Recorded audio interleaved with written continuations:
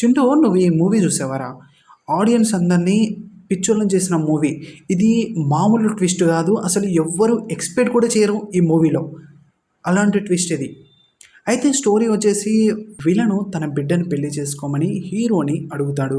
So hero no చెప్పేసరికి villain ఏం చేస్తాడంటే తన ఫ్రెండ్స్ని కిడ్నాప్ చేసి అలానే హీరోని అక్కడికి రమ్మని చెప్తాడు. నా బిడ్డని కనుక పెళ్లి చేసుకోకపోతే వీళ్ళందరినీ చంపేస్తా అంటాడు. అప్పుడు హీరో ఏం చేయాలో తెలియక తన లవ్ స్టోరీని ఆ విలన్కు చెప్తాడు. మేము ఇలా లవ్ చేసుకున్నాము, స్విట్జర్లాండ్లో ఉంటుంది తను. ఈ పాటికి మీకు స్విట్జర్లాండ్ అనగానే మూవీ నేమ్ గుర్తొచ్చి ఉంటుంది.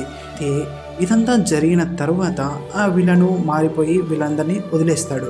వదిలేసినాక ఫ్రెండ్స్ అందరూ వచ్చి, అరే మనం ఎప్పుడురా స్విట్జర్లాండ్ వెళ్ళాము, అసలు నీకు లవ్ స్టోరీ లేదు కదరా అని అన్నప్పుడు ఆడియన్స్ అందరూ షాక్ అయిపోయారు, నాతో సహా. నందిని నువ్వు చిన్నప్పటి నుంచి లవ్ చేయటం నిజం. నందిని స్విట్జర్లాండ్లో ఉంటావు నిజం.